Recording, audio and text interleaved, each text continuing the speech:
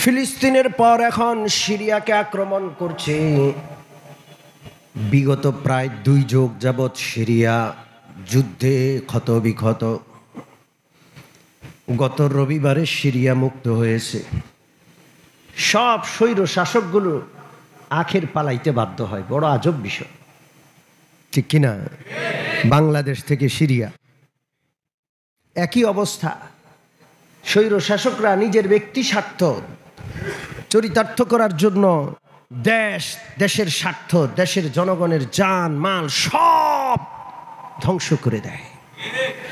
শুধু বিবিসির খবরে 6 লক্ষাধিক মানুষকে বাশার আল আসাদ হত্যা করেছে।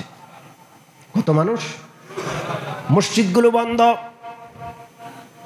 24 বছর যাবৎ বড় বড় মসজিদ বন্ধ ছিল। সুন্নি মুসলমানদেরকে শিয়া দুষ্ট ধরে ধরে জিজ্ঞেস করত, কালমা পড়।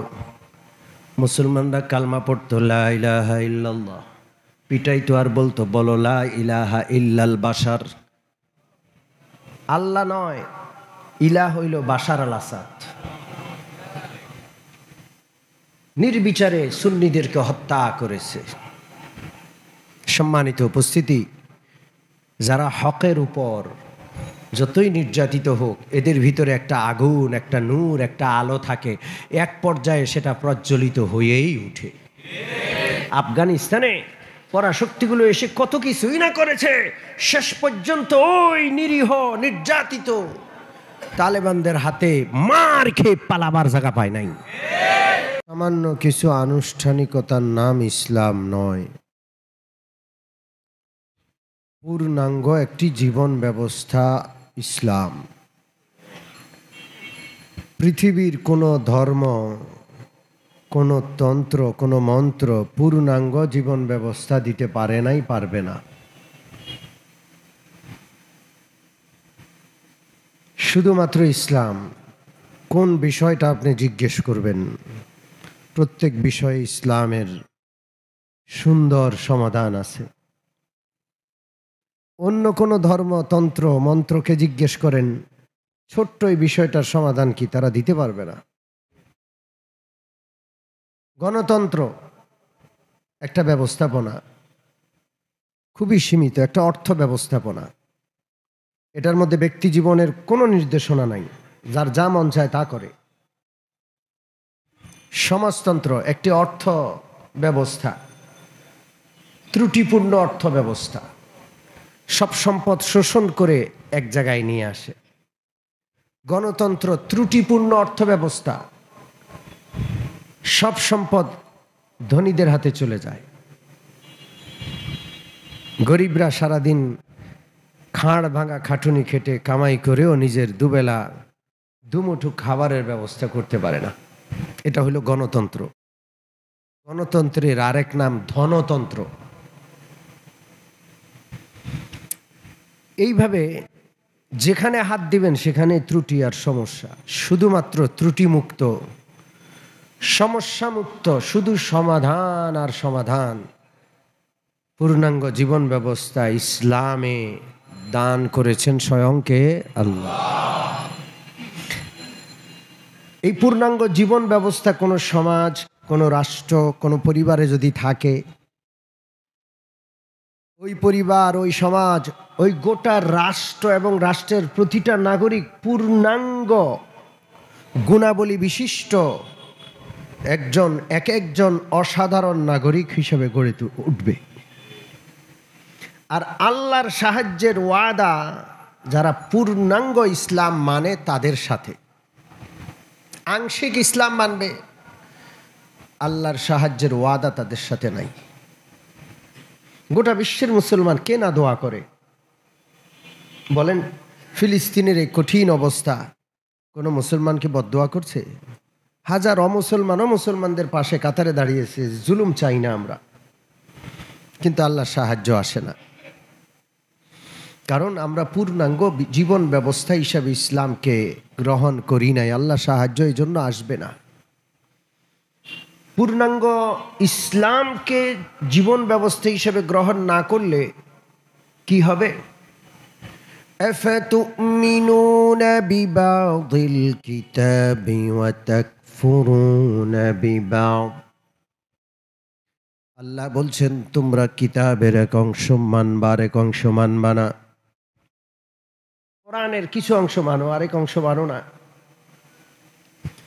فما جزاء من يفعل ذلك منكم إلا خزي في الحياة الدنيا এর পরিণতি আর সাজা তোমরা জানো? খিজিয়ুন ফিল হায়াতিদ দুনিয়া, দুনিয়ার জীবনের লাঞ্ছনা, দুনিয়ার জীবনে অপমান, অপদস্থতা। আজকে মুসলমানের টাকার অভাব নাই। বিগত যে কোনো সময়ের তুলনায় মুসলমানের কাছে টাকা পয়সা বেশি। এখন বিগত যে কোনো সময়ের তুলনায় মুসলমানের কাছে সামরিক সরঞ্জাম অনেক বেশি।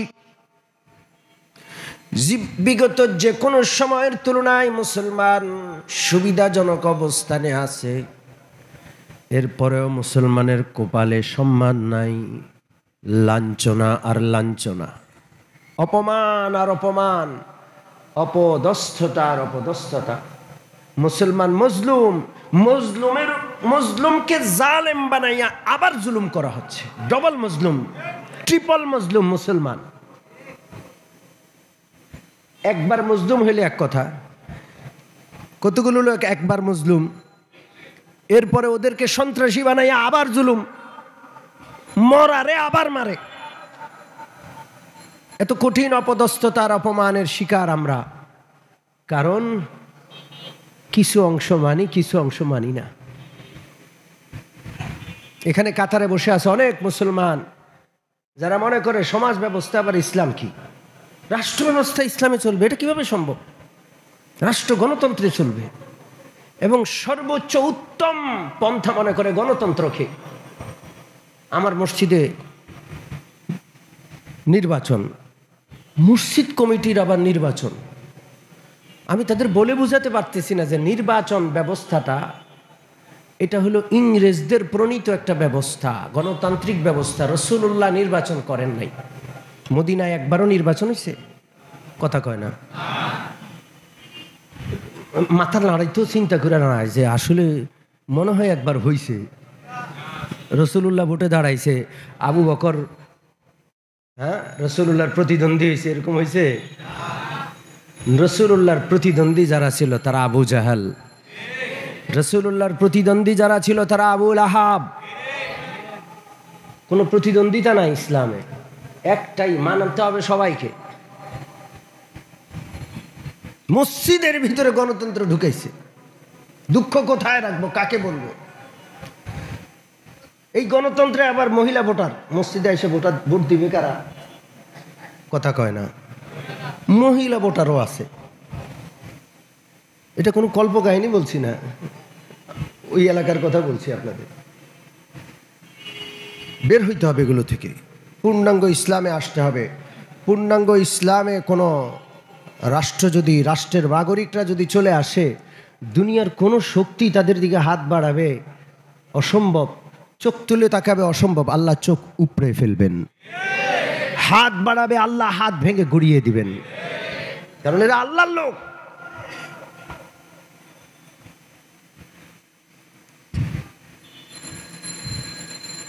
আজকের পৃথিবীতে সিরিয়া, ফিলিস্তিনের পর এখন সিরিয়াকে আক্রমণ করছে। বিগত প্রায় 2 যুগ যাবৎ সিরিয়া যুদ্ধে ক্ষত বিক্ষত। গত রবিবারে সিরিয়া মুক্ত হয়েছে। সব স্বৈর শাসকগুলো আখের পালাইতে বাধ্য হয়। বড় আজব বিষয়, ঠিক কিনা? বাংলাদেশ থেকে সিরিয়া একই অবস্থা। স্বৈর শাসকরা নিজের ব্যক্তি স্বার্থ চরিতার্থ করার জন্য দেশের স্বার্থ, দেশের জনগণের জান মাল সব ধ্বংস করে দেয়। শুধু বিবিসির খবরে 6 লক্ষাধিক মানুষকে বাশার আল আসাদ হত্যা করেছে। কত মানুষ? মসজিদগুলো বন্ধ। 24 বছর যাবৎ বড় বড় মসজিদ বন্ধ ছিল। সুন্নি মুসলমানদেরকে শিয়া দুষ্ট ধরে ধরে জিজ্ঞেস করত, কালমা পড়। মুসলমানরা কালমা পড়তো, লা ইলাহা ইল্লাল্লাহ। পিটাইতো আর বলতো, বলো লা ইলাহা ইল্লাল বাশার। আল্লাহ নয়, ইলাহ হইল বাশার আল আসাদ। নির্বিচারে সুন্নিদেরকে হত্যা করেছে। সম্মানিত উপস্থিতি, যারা হকের উপর যতই নির্যাতিত হোক, এদের ভিতরে একটা আগুন, একটা নূর, একটা আলো থাকে, এক পর্যায়ে সেটা প্রজ্বলিত হয়েই উঠে। আফগানিস্তানে পরাশক্তিগুলো এসে কত কিছুই না করেছে, শেষ পর্যন্ত ওই নিরীহ নির্যাতিত তালেবানদের হাতে মার খেয়ে পালাবার জায়গা পায় নাই। সমস্ত পরাশক্তিগুলো একসাথ হয়েছে সিরিয়ায়। এমন কোনো পরাশক্তি নাই যারা যুদ্ধে লিপ্ত হয় নাই। রাশিয়ার সেনা, রাশিয়ার আক্রমণ, নেটোর সেনা, নেটোর আক্রমণ, আমেরিকার আক্রমণ, যার যেমনে মনে চায় সিরিয়ার জমিনকে তামা করে ফেলছে। মনে হচ্ছিল না সিরিয়া কোনোদিন স্বাধীন হবে। মাত্র 11-12 দিনের, 11 থেকে 12 দিনের আন্দোলনে কোথায় গেল? সব পালাইছে। আর বড় আশ্চর্যের বিষয়, সিরিয়া মুক্ত হওয়ার সাথে সাথে ইসরায়েল সিরিয়াতে নির্বিচারে আক্রমণ করা শুরু করলো। আমেরিকা ঘোষণা করলো যে আমেরিকার জন্য, ইসরায়েলের জন্য নিরাপত্তার হুমকি যেখানে যেখানে আছে সেখানে আক্রমণ করো। বলেন, আপনি আমার পাশের বাড়ির মানুষ, আমি আমার নিরাপত্তার বিঘ্ন ঘটবে এমন অজুহাতে আপনার বাড়িতে আক্রমণ করতে পারবো? জোরে বলেন। এটা নিয়ম, এটা আন্তর্জাতিক নিয়ম।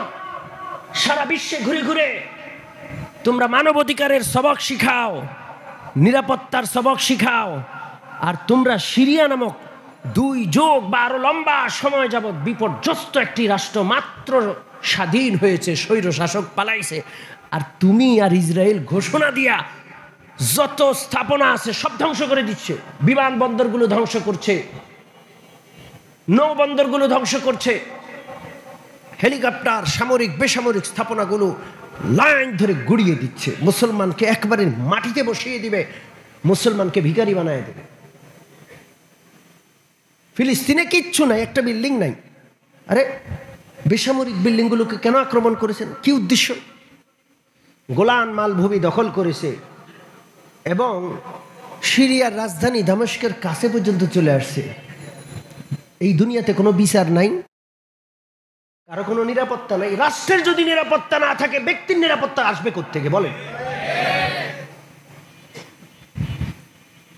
বাকি এগুলো আল্লাহর রাসূলের ভবিষ্যৎবাণী, এগুলো পূর্ণ হচ্ছে। ইনশাআল্লাহ বিজয়ও মুসলমানদের আসবে। আমি আজকে অল্প সময়ে সিরিয়া সম্পর্কে কয়েকটি হাদিস আমি টুকে এনেছি, আপনাদেরকে শোনাবো। শুনতে রাজি আছেন ইনশাআল্লাহ? সিরিয়ার আসল নাম শাম। আসমানি কিতাবগুলোর আলোকে সিরিয়ার নাম হলো শাম। আল্লাহর রাসূলের হাদিসের আলোকে সিরিয়ার নাম শাম। বর্তমানে সিরিয়া যতটুকু ভূখণ্ড, পূর্বেকার সিরিয়ার ভূখণ্ড আর একটু বিস্তৃত। সিরিয়া ছাড়াও ফিলিস্তিন, জর্দান, আশেপাশের ইত্যাদি দেশও কোরআনের ভাষায় যে শাম, সেই শামের অন্তর্ভুক্ত ছিল। এখন সেটা ছোট হয়ে সিরিয়া হয়ে গেছে, কিন্তু সিরিয়াতে বেশিরভাগ অংশ, শামের বেশিরভাগ অংশ কোথায় আছে? কোন দেশটাতে? জোরে বলেন, কোন দেশটাতে? সম্মানিত মুসল্লিয়ানে কেরাম, সিরিয়ার ভূমি এমন একটা ভূমি যেখানে আল্লাহ রাব্বুল আলামিন বেশি সংখ্যক নবী পাঠিয়েছেন। পৃথিবীর কোনো ভূখণ্ডে এত পরিমাণ, এত সংখ্যক নবী আল্লাহ পাঠান নাই যত সংখ্যক নবী রাসূল আল্লাহ সিরিয়ায় পাঠিয়েছেন। সুবহানাল্লাহ। হযরত ইব্রাহিম আলাইহিস সালাম সিরিয়ায়, হযরত ইব্রাহিমের আওলাদ ইয়াকুব, ইউসুফ সহ লক্ষ লক্ষাধিক নবী সিরিয়ায় আসছেন। সিরিয়া অনেক পবিত্র একটা জমিন, সিরিয়ার জমিন বরকতময়। এই জমিনের বরকতের কথা কোরআনে আছে। আল্লাহু আকবার।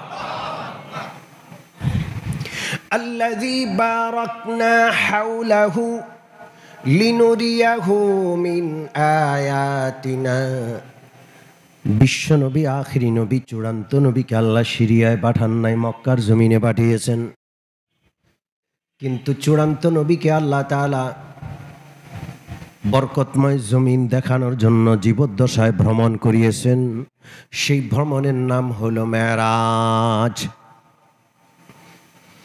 ওই জমিন আল্লাহ ভ্রমণ করাইছেন আমার নবীকে, এবং নবীর জবানে আল্লাহ রাব্বুল আলামিন কিয়ামতের আগে সিরিয়া কেন্দ্রিক সমস্ত মুসলমান একসাথ হবে, সেই কথাও নবীর জবানে ঘোষণা করেছেন।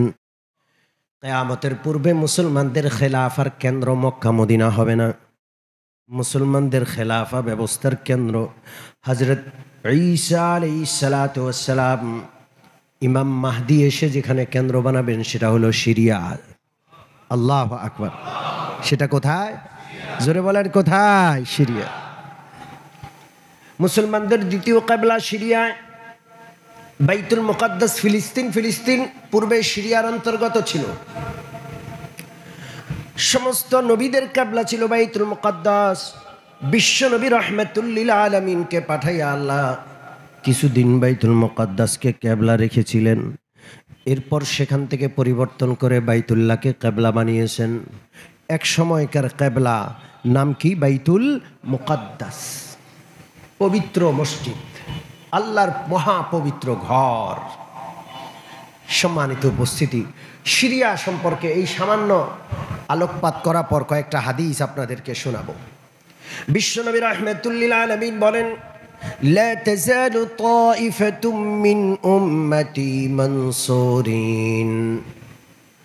আল্লাহ রাসূল বলেন, আমার উম্মতের একটি দল এমন হবে সর্বদা আল্লাহর পক্ষ থেকে তারা সাহায্য প্রাপ্ত হবে। তার পক্ষ থেকে ওদের উপর আল্লাহর সাহায্য লেগেই থাকবে। লা ইয়াদুররুহুম মান খাযালাহুম। কে তাদের পক্ষে গেল, কে তাদের বিপক্ষে গেল, পরাশক্তি বিপক্ষে গেল, কোনো যায় আসে না তাদের পক্ষে কার শক্তি। তালেবানদের বিপক্ষে পরাশক্তি গেছে, রাশিয়া গেছে। রাশিয়া মাটির সাথে মিশে ভাগ ভাগ হয়ে গেছে। একসময় রাশিয়া ছিল সোভিয়েত ইউনিয়ন, এখন নাম মানুষ জানেও না। বিশাল শক্তি রাশিয়া, কোথায় গেল? ভেঙে খান খান হয়ে গেছে আফগানিস্তানের সাথে লেগে। এরপর আমেরিকা আসলো। আমেরিকা বুঝতে পারছে আর যদি রাশিয়ায় থাকি, আর যদি আফগানিস্তানে অবস্থান করি, আমার কপালে রাশিয়ার মতো দুর্গতি হবে। এই জন্য আস্তে করে লেজ গুটাইয়া পালাইছে। মনে আছে আপনাদের? বেশি দিন আগের ঘটনা নয়, 2021 সালের আগস্ট মাসের ঘটনা। আমি মাত্র তখন জেল থেকে আসছি বের হইয়া। আমি তাকায় দেখলাম কিভাবে পালাচ্ছে আমেরিকার সৈন্যরা, কমান্ডো বাহিনী। আর শুধু অপপ্রচার, দুর্ভিক্ষে আফগানিস্তান শেষ, তালেবানদের দুঃশাসনে আফগানিস্তানের অবস্থা বড় খারাপ, এই সেই বহু কিছু প্রচার প্রসার করলো। কিন্তু জানেন, সবচেয়ে অর্থনীতির দিক থেকে সবচাইতে অগ্রসমান, সবচাইতে উন্নয়নশীল দেশ হলো আফগানিস্তান। বাংলাদেশের চাইতে আরো উন্নয়নশীল। বাংলাদেশে $1 দাম 120-130 টাকা। 2023 সালের কথা বলছি, আফগানিস্তানে ডলারের দাম 80 টাকা। কত? 80 টাকা। বাংলাদেশ থেকে 2023 সালে হজে গেছি 7 লক্ষ টাকা। আফগানিস্তান থেকে হজে আসছে 3.25 লাখ টাকা। এরপর হজের থেকে আইসা পেপারে পত্রিকায় দেখলাম সরকার প্রত্যেক হাজিকে আরো 30,000 টাকা করে আফগানিস্তানের টাকায় 30,000 টাকা করে ফেরত দিছে। হজের টাকা পয়সা গেছে। সবচেয়ে অগ্রসর মান অর্থনীতি আফগানিস্তান। মোল্লারা নাকি কিছুই করতে পারে না, খালি মসজিদের ইমামতি ছাড়া। মোল্লারা ইনসাফ করতে পারে, চুরি করতে পারে না, বেইনসাফি করতে পারে না, জুলুম নির্যাতন করতে পারে না, ইনসাফ কায়েম করতে পারে।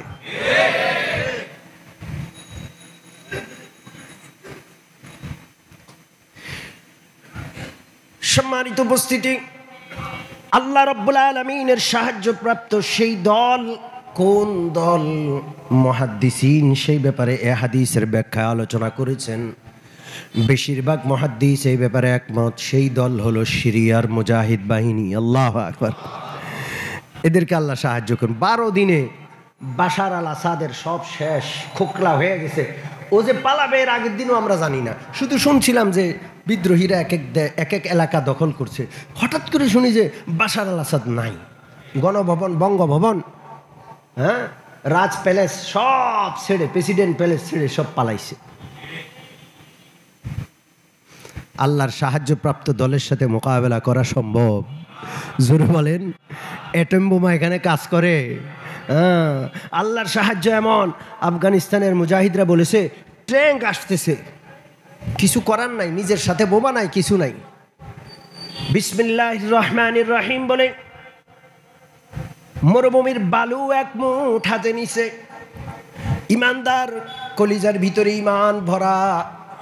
পবিত্র কোরআনের আয়াত আছে, ওয়ামা রামাইতা ইদ রামাইতা ওয়ালাকিন্নাল্লাহা রামা। আবু জাহেল বাহিনী রাসূলুল্লাহর বাসভবন যখন ঘেরাও করেছিল, আল্লাহর রাসূল এক মুষ্টি মাটি নিয়া শুধু এই আয়াতটা পড়েছেন, শাহাতিল ওযু ওয়ামা রামাইতা ইজ রামাইতা ওয়ালাকিন্নাল্লাহা রামা। বালুগুলো মেরে দিলেন। আবু জাহেল বাহিনী সবার চোখে মুখে বালু ঢুকে গেল, কেউ আর চোখে মুখে দেখছে না। আল্লাহর রাসূল বের হয়ে চলে গেলেন।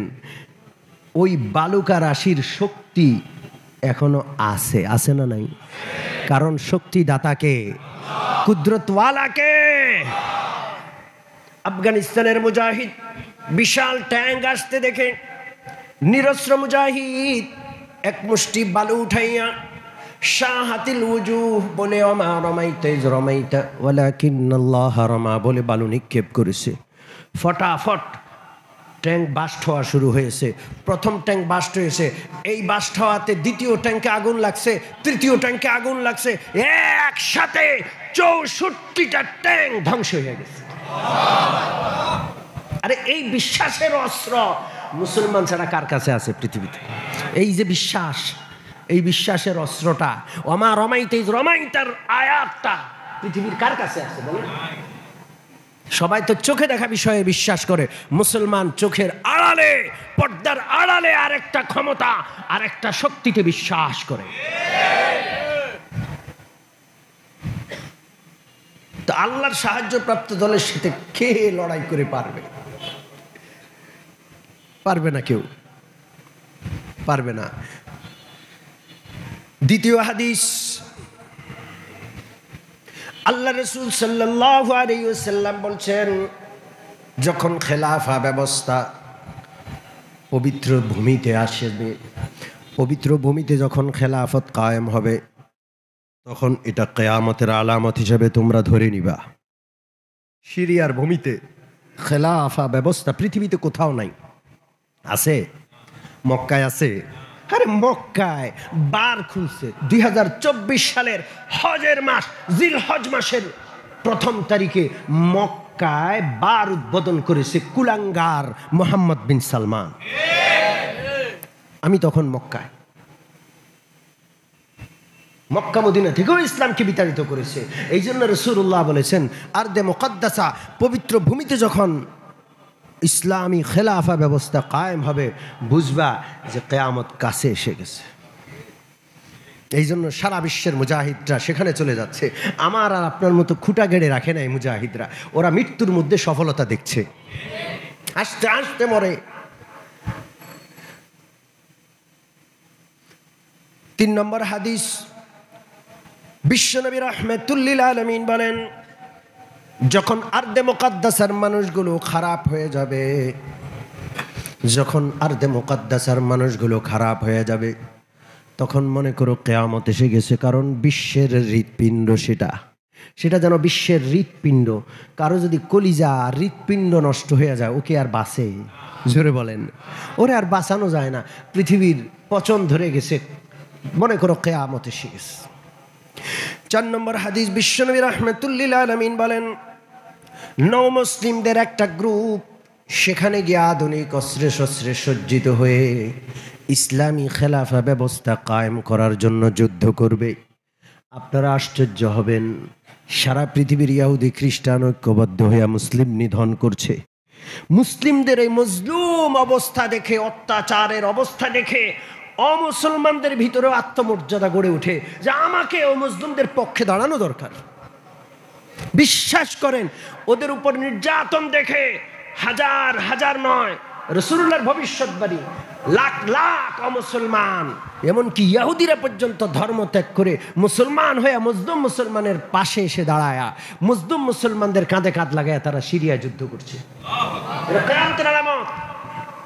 শুধু মুসলমান না, নও মুসলমানরা এসে যুদ্ধ করবে, আলহামদুলিল্লাহ বলে। আর সিরিয়ার জমিনে যারাই মুসলমানের বিপক্ষে কাজ করতে যাবে তারা মার খাবে। কি খাবে জোরে বলেন? মার খাবে। মুসলমানদের হারানোর কিছু নাই, আছে? মুসলমানদের দুনিয়াতে পাওয়ারও কিছু নাই, হারানোরও কিছু নাই। সাইরানা হারাইলেও কি আর পাইলেও কি, বুঝেন নাই? আমাদের কাছে দুনিয়া সাইরানা তুন 5 পয়সার থেকে দাম কম। আমরা তো পরকালে বিশ্বাস করি, আমাদের পরকাল শতভাগ নিতে হবে। পরকালে একটা অংশ আমরা ছাড়বো। দুনিয়া আসলেও কি আর গাইলেও কি, আমাদের হারানোর কিছু নাই, পাওয়ারও কিছু নাই। আজকে মুসলমানদের পাওয়ার অনেক কিছু, অনেক পাইতে চায়, এই জন্য পাওয়ার শেষ নাই, গোটা দেশ লুট করে এখন ওইটা লইয়া পালাইছে। আচ্ছা, মুসলমান তো এমন ছিল না। মুসলমানের দুনিয়া থেকে পাওয়ারও কিছু নাই, হারানোরও কিছু নাই, আছে? দুনিয়া নিয়ে কোনো আশা করবেন না, ইনশাল্লাহ বলেন। আমরা খাঁটি মুমিন হব ইনশাআল্লাহ। মুজাহিদ বাহিনীর যে আত্মা, সে আত্মা অন্তরে ধারণ করার চেষ্টা করব। এরপরের হাদিস বিশ্বনবী রাহমাতুল্লিল আলামিন দাজ্জালের বিশাল লম্বা হাদিস, নওয়াস ইবনে সামআন রাদিয়াল্লাহু তাআলা আনহুর হাদিস, মুসলিম শরীফে। দাজ্জালের বিশাল বড় হাদিস, দাজ্জাল কিভাবে কিভাবে আসবে, কি কি কাণ্ড ঘটাবে, সে হাদিস বর্ণনা করছেন। সে হাদিসের একাংশে আছে আল্লাহর রাসূল সাল্লাল্লাহু আলাইহি ওয়াসাল্লাম বলেন, শের জমানায় হযরত ঈসা আলাইহিস সালাতু ওয়াস সালাম শাম দেশে সিরিয়ার রাজধানী দামেস্কের জামে মসজিদে এসে অবতরণ করবেন। সেখান থেকে খেলাফা ব্যবস্থা ঘোষণা করবেন, দাজ্জালের বিরুদ্ধে যুদ্ধ শুরু করবেন।